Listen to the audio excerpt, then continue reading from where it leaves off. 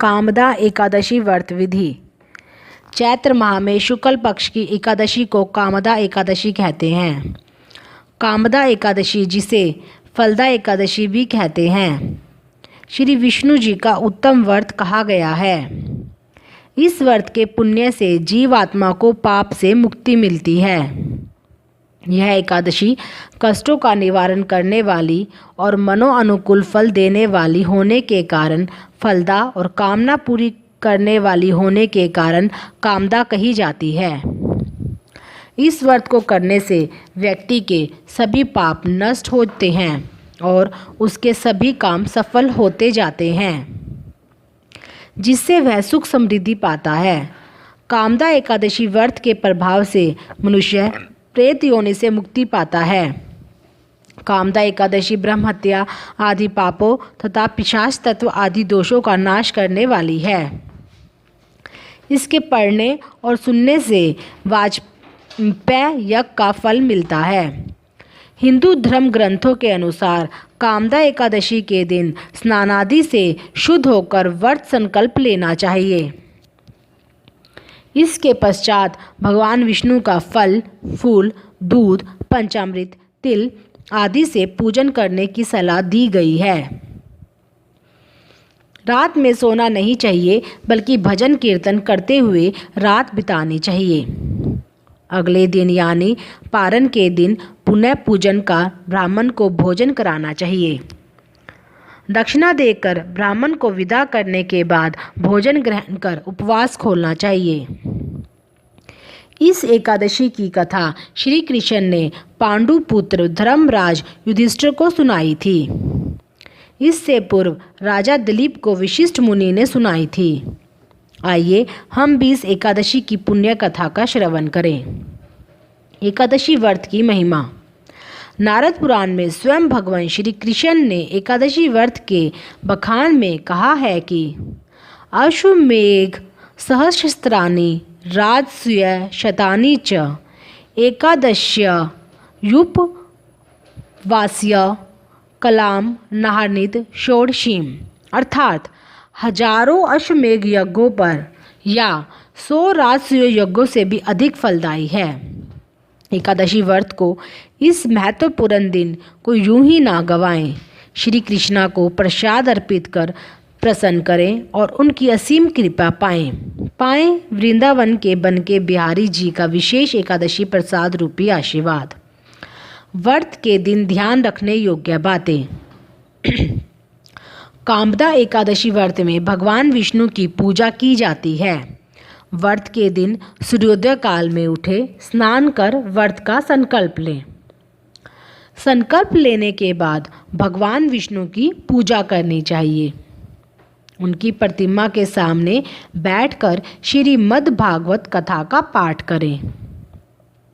एकादशी व्रत की अवधि 24 घंटों की होती है। एकादशी व्रत के दिन के समय में श्री विष्णु जी का स्मरण करना चाहिए। दिन व्रत करने के बाद जागरण करने से कई गुना फल प्राप्त होता है। इसलिए यात्री में श्री विष्णु का पाठ करते हुए जागरण करना चाहिए। द्वादशी तिथि के दिन प्रातःकाल में स्नान कर भगवान श्री कृष्ण की पूजा करें। किसी ज़रूरतमंद या ब्राह्मणों को भोजन व दक्षिणा देकर व्रत का समापन करें। यह सब कार्य करने के बाद ही स्वयं भोजन करना चाहिए। कामदा एकादशी व्रत कथा। श्री कृष्ण के प्रिय सखा अर्जुन ने कहा, हे कमल नयन, मैं आपकी को कोटि कोटि नमन करता हूँ। हे जगदीश्वर, मैं आपसे प्रार्थना करता हूँ कि आप कृपया कर चैत्र माह के शुक्ल पक्ष की एकादशी कथा का भी वर्णन सुनाइए। इस एकादशी का क्या नाम है? इस व्रत को पहले किसने और इसके करने से किस फल की प्राप्ति होती है? श्री कृष्ण ने कहा, हे अर्जुन, एक बार यही प्रश्न राजा दिलीप ने गुरु वशिष्ठ से किया था। वह वृतांत मैं तुम्हें सुनाता हूँ। राजा दिलीप ने गुरु वशिष्ठ से पूछा, हे गुरुदेव, चैत्र माह के शुक्ल पक्ष की एकादशी का क्या नाम है? उसमें किस देवता का पूजन होता है तथा उसका क्या विधान है? यह आप कृपया पूर्वक बताइए। मुनि वशिष्ठ ने कहा, हे राजन, चैत्र माह के शुक्ल पक्ष की एकादशी का नाम कामदा एकादशी है। यह समस्त पापों को नष्ट करने वाली है। जैसे अग्नि काष्ठ को जलाकर राख कर देती है, वैसे ही कामदा एकादशी के पुण्य के प्रभाव से समस्त पाप नष्ट हो जाते हैं और तेजस्वी पुत्र की प्राप्ति होती है। इसके उपवास से मनुष्य निकृष्ट योनि से मुक्त हो जाता है और अनंतः उसे स्वर्ग की प्राप्ति होती है। अब मैं इस एकादशी का महात्म्य सुनाता हूँ, ध्यान पूर्वक श्रवण करो। प्राचीन समय में भागीपुर नामक एक नगर था, जिस पर पुंडरीक नाम का राजा राज्य करता था। राजा पुंडरीक अनेक ऐश्वर्यों से युक्त था। उसके राज्य में अनेक अप्सराएं, गंधर्व, किन्नर आदि वास करते थे। उसी नगर में ललित और ललिता नाम के गायन विद्या में प्राणगत गंधर्व स्त्री पुरुष अति संपन्न घर में निवास करते हुए विहार किया करते थे। उन दोनों में इतना प्रेम था कि वे अलग होने की कल्पना मात्र से ही व्यथित हो उठते थे। एक बार राजा पुंडरीक गंधर्वों सहित सभा में विराजमान थे। वहाँ गंधर्वों के साथ ललित भी गायन कर रहा था। उस समय उसकी प्रियतमा ललिता वहाँ उपस्थित नहीं थी।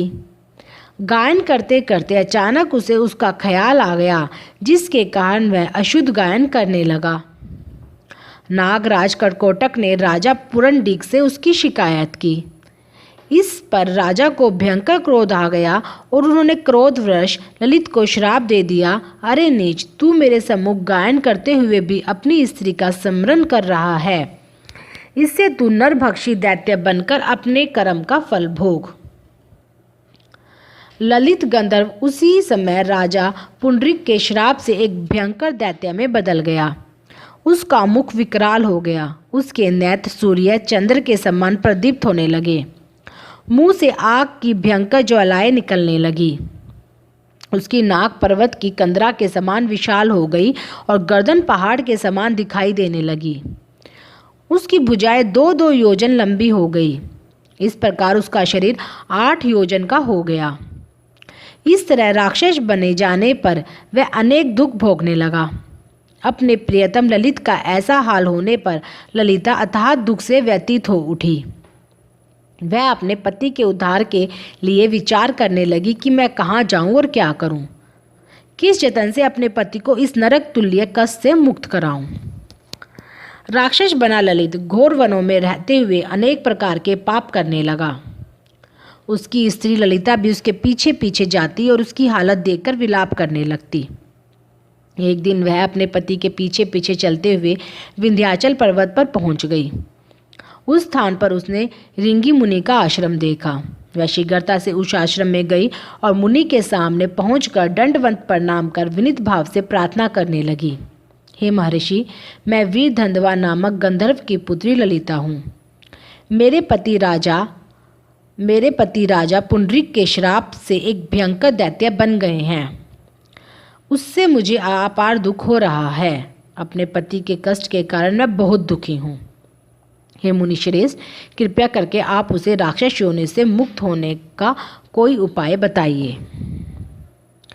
समस्त वृत्तांत सुनकर मुनि रिंगी ने कहा, हे पुत्री, चैत्र माह के शुक्ल पक्ष की एकादशी का नाम कामदा एकादशी है।